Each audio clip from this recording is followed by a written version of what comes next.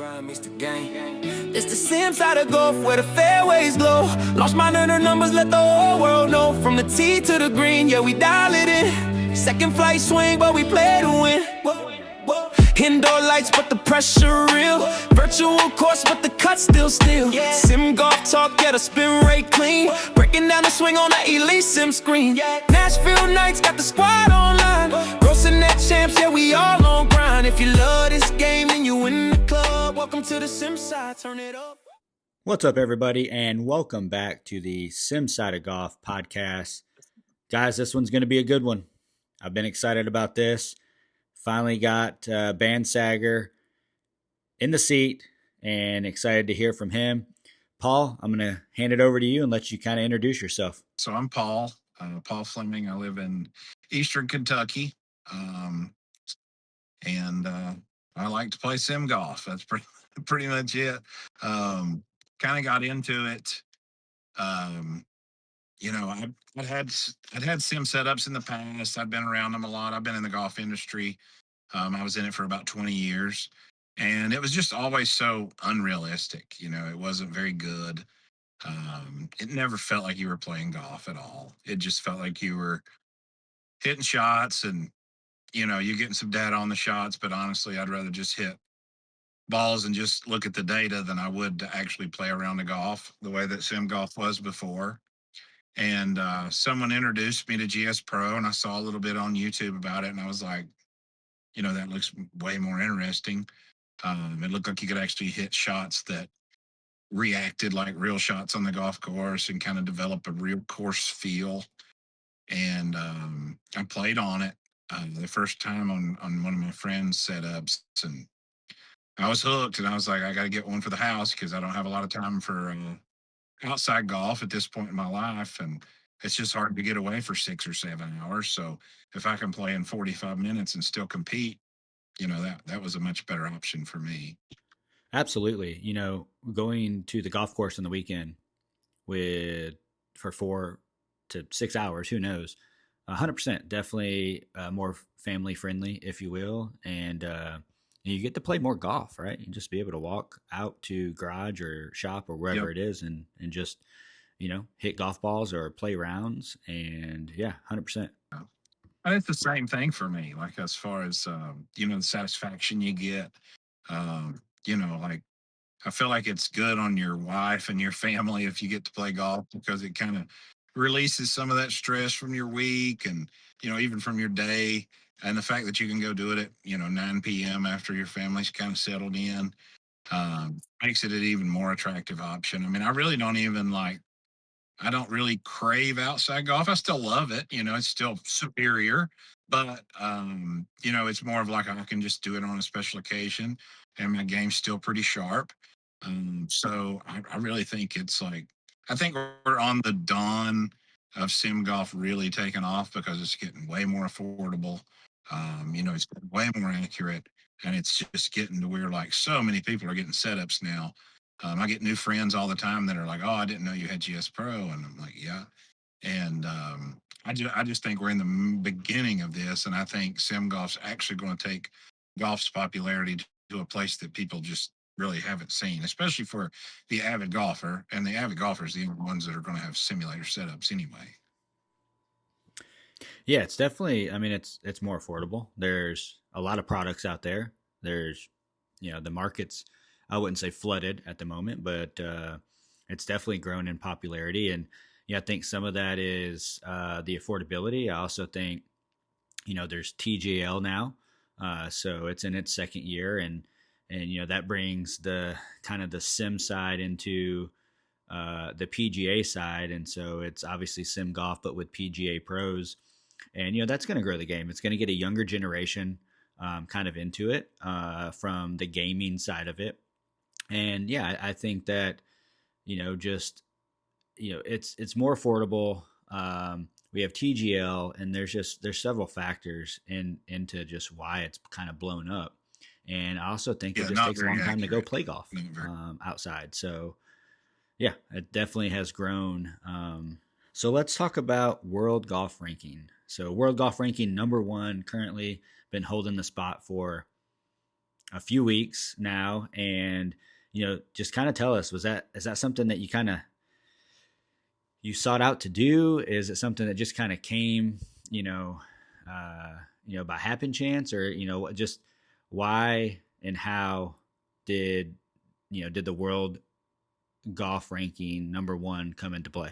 So I am proud of it. I'm not certainly not arrogant about it. I don't know if I'm the, I'm probably not the best sim golfer, but I have been consistent. In playing the tournaments and performed pretty well over the last 20 or 30 weeks. And when I set out to kind of climb the rankings, which I did do, intentionally, because I'm competitive. I've always played a lot of competitive golf, and I had no idea where I would get to. I was happy when I got in the top 30. I was happy when I got in the top 15. I was happy when I got in the top five. It really never became a goal to be number one until I kind of cracked that top five, and I thought, well, there's a chance I can do this. And had a pretty good run after that. And I'm trying to hang on to it now. I'm not going to hang on to it. It's a revolving door at the top, and I think that's okay. I think there's probably four or five guys that can take that at any given week. I think those guys. I don't know who's going to be familiar with those guys, but I think there's JT Walsh is right on my heels typically. Joe Legowski would be up there with me if he was, he wasn't in the middle of a move right now. Brian Bales has really came on strong. He's a good friend of mine. He's an excellent golfer. He can win any week. Jordan Weber's obviously one of the best golfers on there. He won 100,000 on the TrackMan Tour last year, and he's climbing the rankings on GS Pro. Josh Ottey probably shoots the best scores on the Tips Tour when he plays. He's not quite as consistent. He makes a lot of putts. There's a lot of good golfers. I'm probably leaving some out that I wish I hadn't left out, but um, there's just so many people that can really, really play, and it's just going to get harder. It's just going to get harder and harder. And one thing that I think people have to realize is sim golf and real golf are not the same things.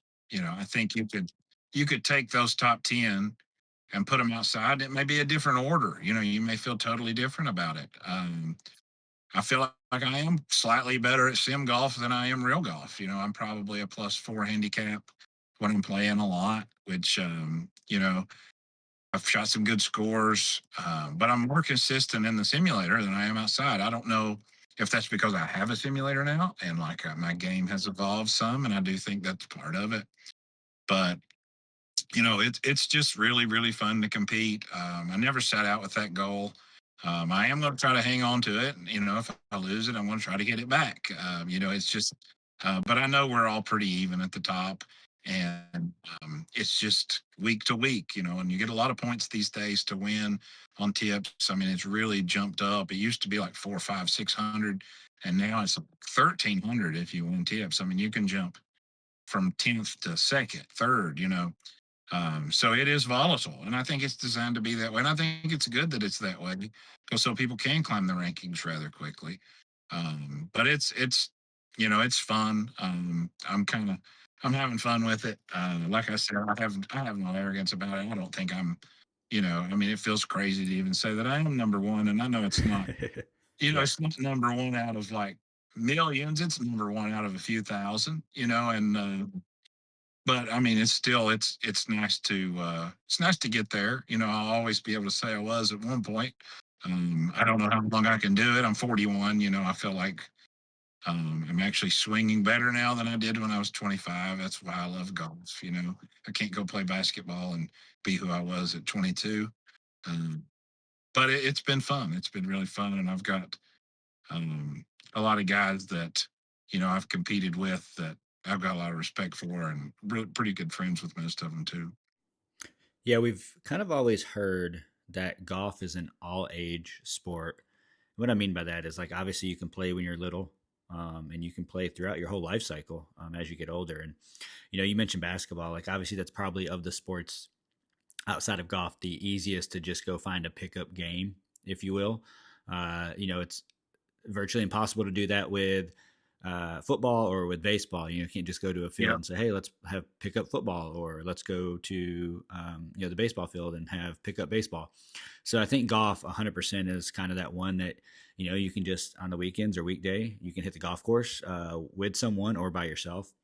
But obviously, yeah, definitely in the sim for sure. So playing as much sim golf as you do you think that we get to a point with GS Pro that it creates a league, kind of like TrackMan? I'm blanking on the name. Next golf is next golf tour. Yes, Next Golf. So do you see a point where GS Pro would be able to do something of this nature, or can you see it getting to a point where within the software we have the ability to do some type of big league tournaments, just like the Next Tour has? So, I'm currently in a tour or a club, technically in GS Pro, and it's sponsored by Virtual T. They're a great company. They do installs and things of that nature. And so they call it the big dog. And they tried to attract the best players they could. And I've actually recruited some players that, you know, as far as for my financial interest, probably shouldn't have done. I've got JT Walsh playing it now, and I'm trying to help those guys because they're running a great event. But so it's 10 weeks, and they paid like 650 to the winner of the first 10 weeks. There's only 150 to enter. They had some sponsors, so that was cool. And then they're going to pay 650 to the winner of the second 10 weeks. I was lucky enough to win the first 10, and we're in the second 10 now. We're on like the fourth week. And so they pay like 350 to second, 300 to third. I mean, there's a lot of money. I think they're paying out a total of about $12,000. And there's only like 25 people in it that paid 150 apiece. So if you do the math, they're certainly not profiting on this. They're just doing it to have a really good tour. And I think it's going to grow. Um, but they actually, at the end of this tour, there's going to be 8 players that advance to the match play. And for every match play win, you get $1,000. So it's pretty crazy. But as far as the TrackMan thing, I mean, it's awesome that they're doing that. I think it's super cool. I watch a lot of it. To be honest, I just think that TGL, TrackMan, everything's trying to catch up to GS Pro. I mean, it really does not. It does not look the same, feel the same, flow the same. I mean, you watch the TrackMan and the ball feels like it's in the air forever, and when it lands, the physics kind of suck. And PGL's even worse, to be honest. I mean, when Tiger Woods is hitting a 100-yard shot and the ball goes 140 yards, and he's looking over like, what? I mean, Tiger does not hit a 100-yard shot, and it goes 40 yards too far. I mean, there's misreads, and I don't think I'm not dogging the equipment as far as full swing, but it's not a GC3, and the software is just so far behind GS Pro. I mean, GS Pro, I could be 70 yards out and I can hit that shot 4 different ways. I mean, I can hit a cut spinner in there that hops a couple times and spins back. I can hit a high one that hits and stops dead. I can hook it, I can fade it. It's going to react differently on the green every time. It just feels so much like real golf. The only thing that's not like real golf is obviously every lie is flat, and there's so much math involved. That's the thing that people probably don't realize. And you really have to think about that. And you actually have to kind of be good at mental math or take a lot of time to figure this stuff out, because when you're factoring 5,000 elevation, that's 2% per thousand. The wind's 7 into me. I've got 130 yards. So how much is that elevation going to affect a 130-yard shot versus like a 200-yard shot? It's down 12 feet. I'm coming out of the rough. Like, there's so much math that you have to do to get those numbers correctly. But what I love about it is if I'm swinging good and I'm thinking I need to hit this 154, as soon as I hit the ball, I'm going to tell you, did I hit that 154? Or, somewhere within 3 or 4 yards, I can tell you, just because I played a lot of golf, just like outside. When you hit a good shot on a par three and your number's 160, you're not like guessing when it's in the air. You're thinking, oh, that's my number. And it works just like that on GS Pro and with the equipment we have now. I use the Bushnell Launch Pro, and it's a GC3 essentially. And I may eventually upgrade to like a Pro TVX or something. And I don't know if it's an upgrade; it's more like a horizontal move, just with a different setup. But I just love how accurate things are these days. People don't really realize, like even people that I play golf with that don't know sim golf, they're like, yeah, but it's not real accurate, is it? And I'm like, yeah, it's deadly accurate. I mean, this is the same stuff they're using on the tour. Yeah, I mean, it's just people outside of our world do not understand how advanced it's gotten, how realistic it is, and like, you know, how good sim golf really is now. You're right, and I agree. I think that just sim golf in general is accurate, and I think there's a lot of launch monitors that are within 1 to 2%, and that makes it a lot more fun for sure. So the one question I have, just kind of uh, you know thinking about sim golf in real life, is what part of your sim golf, what part of your game do you feel is better in a sim golf You know, setting than the outdoor setting? So, what do you do better in sim golf than you do in the outdoor golf environment? I feel like I probably keep the driver in play more in the sim world, and I don't know if that is. Well, I'll tell you what I think it is. I think it's alignment. I think that on a real golf course, a lot of times I think that your mind gets tricked into aiming incorrectly. Like the tee box may be aimed a certain way, hole doesn't suit your eye, whatever. The hole don't suit my eye. Well, in sim golf, I'm standing in my garage just like I always am. Now that still happens, and I'll be like, oh, this hole does not suit me, and I'll make a bad swing. But for the most part, being outside, real world, you see that water left and you're like aimed a little bit too far left. I think the aiming becomes the issue versus like in there I know I'm squared up every time because I've got lines, and you know what I mean. It's just that's probably the biggest thing. On the other side of that, I feel like I'm a better like chipper and wedge player outside because I use a lot of feel, and I've had to develop a clock system, and I would recommend all sim golfers to do this. But you need to figure out like whether you use a clock or a percentage system. Like if I take my 60-degree back 30%, how far is that ball going to go with just a normal swing? And that's really the only way you're going to be able to be any good from inside like 100 yards. It's pretty easy outside of that to get your numbers. But when you're talking about like a partial shot, that's really what takes you to the next level. Um, 100% agree with you. Some of the best advice that I was given and that I obviously exercise, but then also have relayed to others is, like you said, that clock system. Go grab your 3 wedges or 4 wedges and yeah, know how to hit those at the quarter, the half, and the 3/4 yeah. swing, and of course, full. And know those carry distances, specifically, not full distance, but carry distance. And to, you have 4 clubs times, 4 different shots. You're talking about 16 different shots and spin rates and flight of the ball. So I definitely think that that's a huge call out, especially, when you're talking about the short game. So let's transition into kind of what your mindset is when you're standing over the ball, getting ready to hit it. You talked about, the calculations and the math. So I think that's huge. And you have a 100-yard shot, 10 yards uphill. Obviously, there's wind. You're in the deep rough. Like, just walk us through kind of that calculation and what you're doing and what you're thinking, because I think that definitely separates how well you can score, and especially from someone kind of climbing the leaderboard. So that's the interesting part of, and you kind of develop it as you go, But for me, like so deep rough, if I'm 100 yards out, I'm going to baseline that. I'm going to say I need to hit that ball probably. Say we're on normal greens, because first thing is the deep rough's going to kill about half your spin. So if you spin your 100-yard shot 9,000, it's going to come out with 4,500. So it's not going to stop good.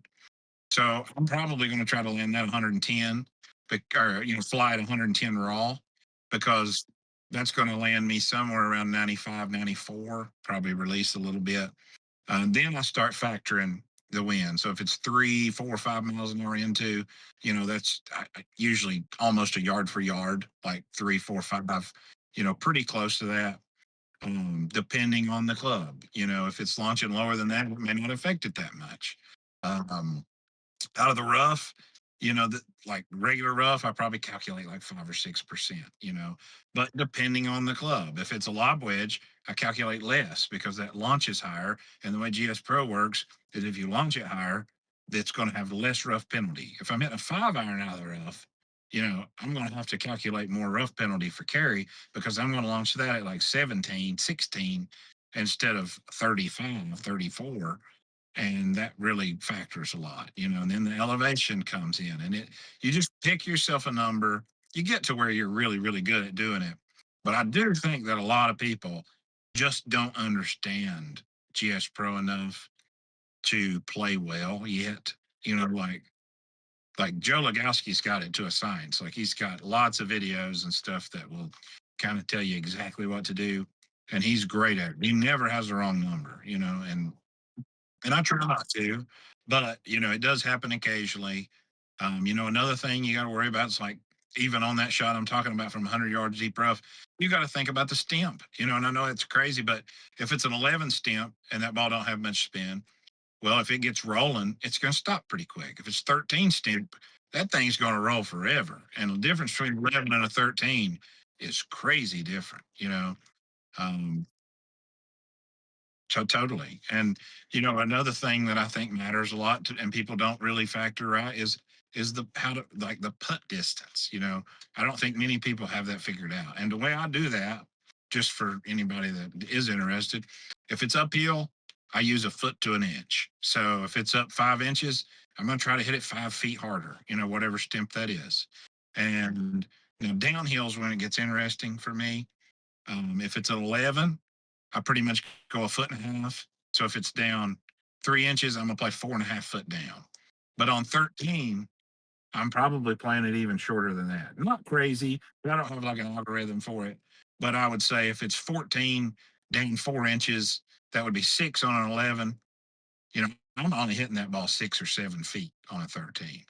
And you really have to like think about not letting it get away from you because like I see so many people go from 11 to 13 and their scores just absolutely balloon. Like, I mean, they just can't do it.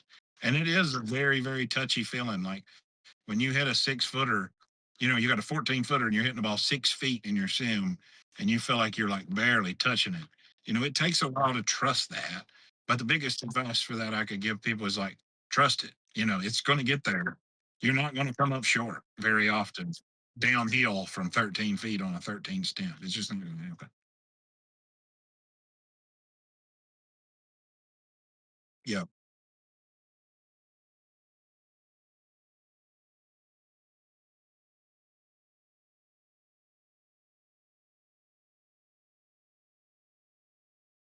Yep. And play more break on 13. That's the thing. Like whatever you figure it, just go ahead and put more because you want to miss it high just like real life. But most people do not play enough break on 13s, 12s. It's going to break less at 11. But I think the And that stimps is are that really, really. because obviously it's faster, so the ball is rolling faster, Yep. and It just has more time to break because your ball speed's going to be lower. The ball's going to be in travel time longer, so it's got longer to start taking that break.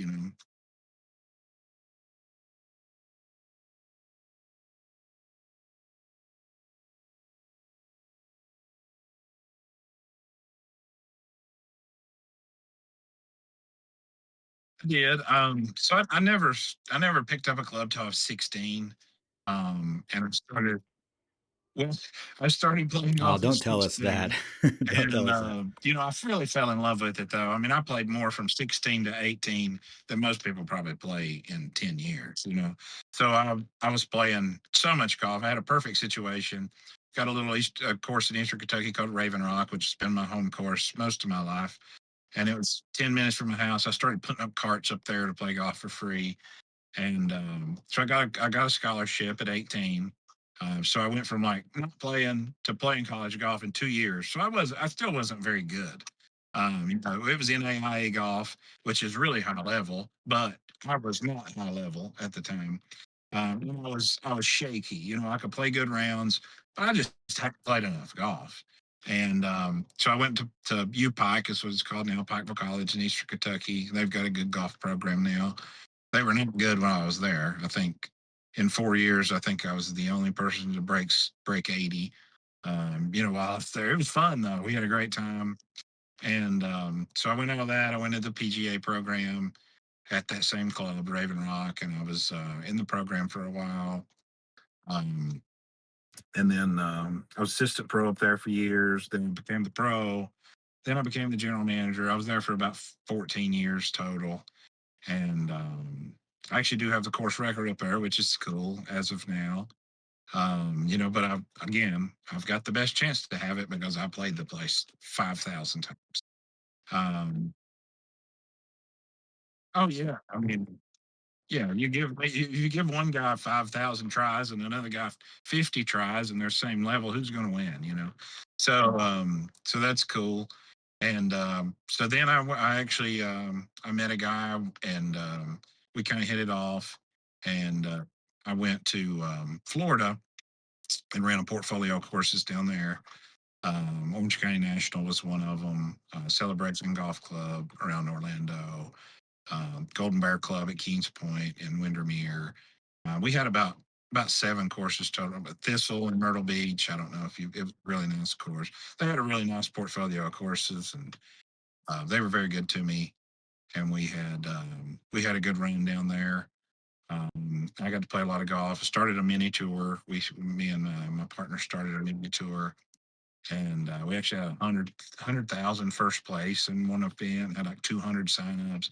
So I was around high level golf there. You know, played some with some PGA Tour players and stuff. So, um, you know, I have no delusions about like how good people are. Like, you know, if anybody's got the question, oh, how good's the number one sim golfer compared to, you know, guys that are making a living? Not very good. You know, one of my good friends is one on the Canadian tour, and we played golf together pretty much every day for like 2 years. And I could beat him probably 25% of the time in 18 holes. But the problem with that is like you take 4 rounds and add them up, I'm not beating him. You know, like, yeah, I could shoot a 65 and beat him, and he shoots 67. But the problem is the next day he's shooting 64 and I shot 72, you know, or he shoots 62 and I shoot 74. You know, it's just they're so consistent, they're so good. Um, and you know, he didn't make it, but he was good enough to make it. But that's, you know, opportunities matter. Um, but I did that for several years. We had my son. We're from Eastern Kentucky. My family's still here. My mother and my father and my wife's father was here, and we decided that he needed to know those people, and so we decided to come back home.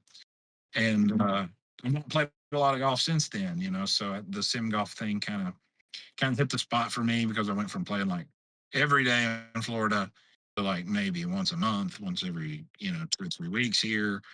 And once I got my setup, which is not fancy, by the way, you know, I just probably got $6,000 or $7,000 in it total.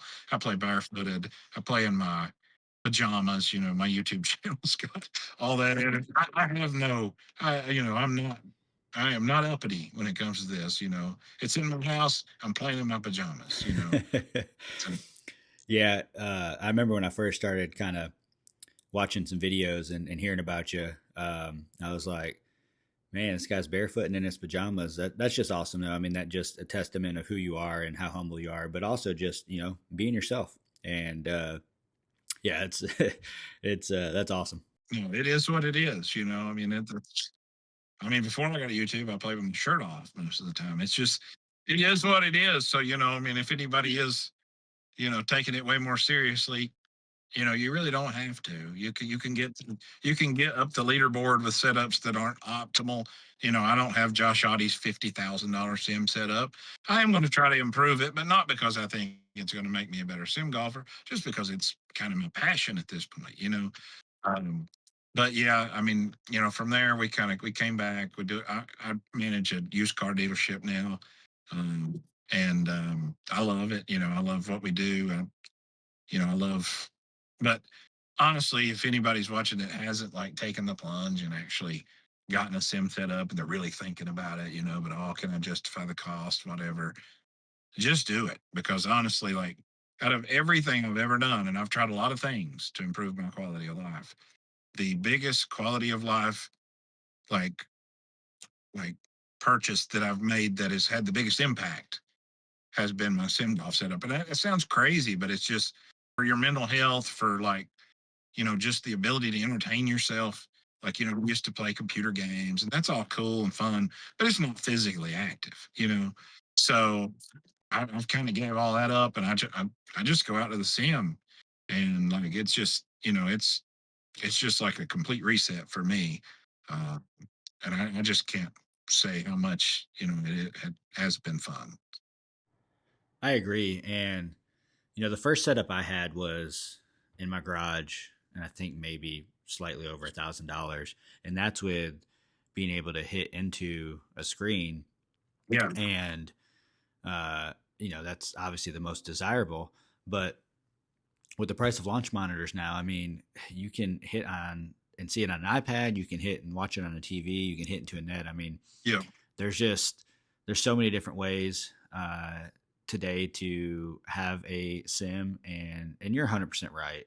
Just do it. That's kind of when I was thinking about being able to play more golf, was I just wanted to hit into a net in my garage, and then it kind of grew into something else, and then before I knew it, I had a yeah. sim and loved it, and it's yeah, definitely one of the best decisions I've done, and yeah, so Paul, I appreciate you, and I thank you for jumping on and joining. I've been really looking forward to this one, and um, I can't thank you enough. No, I appreciate it And very much, and I appreciate you having me on. It's been good getting to know you, and anytime you want to talk, I'll be here. Anytime you need any help, let me know. And anybody that wants to talk to me, just reach out to me on Discord or wherever. My name's BANDSAGGER. I like to grow the game. I always have, always will. Send me a swing video, I'll check it out. My swing's not that good, but I do know the golf swing. So um, anywhere I can help well, people, it is. I I'm mean, there to be. the last 1 foot is perfect. That last 1 foot. Yeah, that's all that matters is that last foot. So Again, I appreciate it, and man, have a great day. thank you. Have a good day.